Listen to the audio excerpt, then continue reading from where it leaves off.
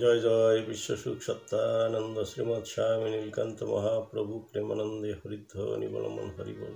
শ্রী শ্রীমা মাধুর্যময়ী দেবী প্রেমানন্দে হরিধ্বনি বলমন হরিবল। রাধা কৃষ্ণ প্রেমানন্দে হরিধ্বনি বলমন হরিবল। নিতাই গৌরী সীতানাথ প্রেমানন্দে হরিধ্বনি বলমন হরিবল। সর্বসাধু গুরু বৈষ্ণব প্রেমানন্দে হরিধ্বনি বলমন হরিবল হরিবল হরিবল। ঠাকুরের সকল ভক্তবৃন্দ, আশা করি সকলে কুশলে আছেন। আপনারা কুশলেই থাকুন। ঠাকুরের কৃপা আপনাদের পরে বর্ষিত হোক, আমিও কামনা করি।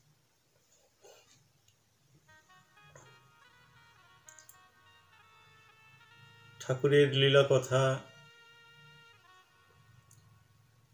ভক্ত মনে আনন্দ দেয় যা, সে কথা ভক্ত মুখেই শোভা পায়। ঠাকুরের ভক্ত হলে ঠাকুরের ভক্ত প্রাণে আনন্দ দেওয়া যায়, নিজেও আনন্দ পাওয়া যায়। আর যদি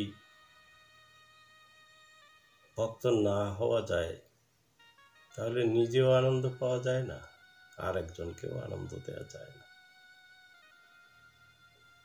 একটা লীলা ঠাকুরের রয়েছে গ্রামে, আমি কিছুটা বলছি, সম্পূর্ণ লীলা বলতে পারছি না এখন, পর্যায়ক্রমে আমরা আলোচনা করব।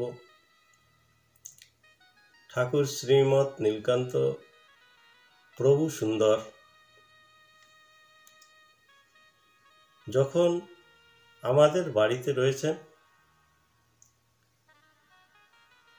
তখন তার সঙ্গে এসেছিলেন তারই সতীর্থ শ্রী সমর কাকু, অর্থাৎ সর্বানন্দ ব্রহ্মচারী। তিনি এসেছিলেন, কিন্তু কিভাবে দেখা গেল তার শরীরে পক্স দেখা দিয়েছে, বসন্ত। যখনই দেখা দিয়েছে এখন একটা নিরাপদ আশ্রয়ের দরকার। ঠাকুর বললেন যে এই যে গোবিন্দ, ওনারই সতীর্থ গোবিন্দ মণ্ডল, মুকুন্দ মণ্ডল যার নাম, সেই গোবিন্দ মণ্ডলের বাড়িতে বললেন, ভাইটি তোরা একটু ব্যবস্থা কর। তো দিদি ওই বাড়িতে যে গোবিন্দ মণ্ডলের স্ত্রী, তিনি খুব ভক্তিমতী ছিলেন এবং ঠাকুরকে অত্যন্ত শ্রদ্ধা করতেন, ভক্তি করতেন।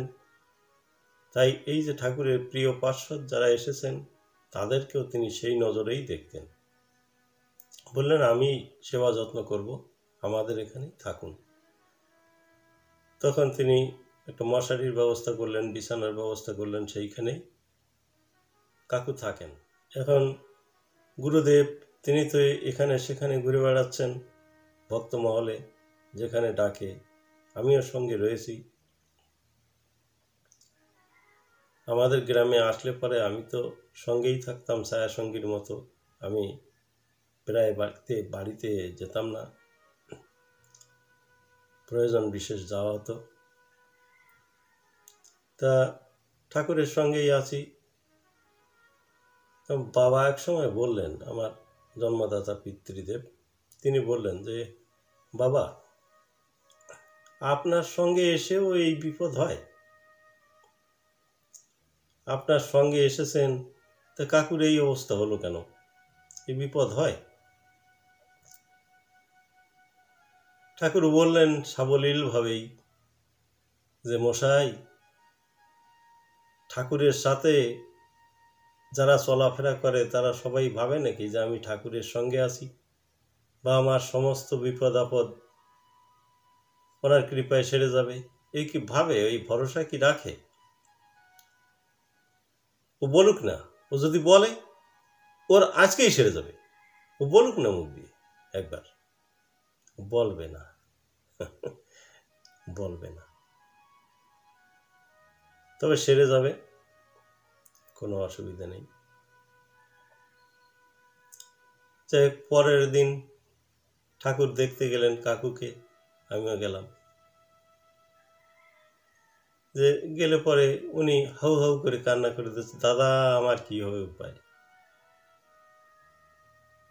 ঠাকুর সঙ্গে সঙ্গে বললেন, ভাইটি চিন্তা করিস না ভাইটি, তোর তা সাইডে যাবে না, 1-2 দিনের মধ্যে তুই ভালো হয়ে যাবে। বাবা আমার কইছে কালকে রাত্রে, বাবা কালকে রাত্রে ওনাকে বলেছেন যে 2-1 দিনের মধ্যে ঠিক হয়ে যাবে। এই যে কথাটা, এইটুক কথার মধ্যে কি আছে আমাদের একটু বোঝার দরকার। বাবা কইছে মানে বাবা বলেছেন রাত্রিবেলা ঠাকুরকে। তাহলে এই যে আমরা শাস্ত্রগ্রন্থে দেখতে পাই যে অমুক ইন্দ্রলোকে গেল, অমুক যমলোকে গেল, অমুক ইন্দ্রের কাছে যে এই কথাগুলো, এই পরামর্শ করলেন, এই যে কথাগুলো আমরা শাস্ত্রে পাই, এটাও কি শাস্ত্র নয়? এই যে যেটা পেলাম আমরা, বাবা রাত্রিতে বলেছেন।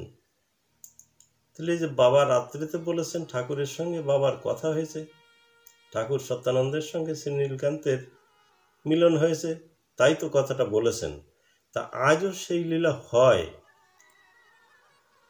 যদি কোনো ভক্ত তার মন প্রাণ সব কিছু ঠাকুরের পায়ে সমর্পিত করতে পারেন, তাই না, তখন এই জিনিসটা ঘটে থাকে।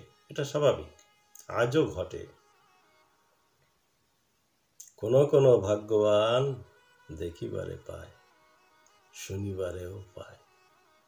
তাই যদি কোনো ভক্ত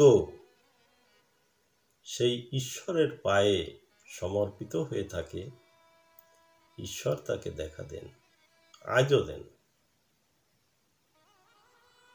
প্রভুর লীলা সব দিন সদা সর্বদা চলতেই থাকে। আমাদের যার যেমন ধরার ক্ষমতা, আমরা তেমনি ধরি।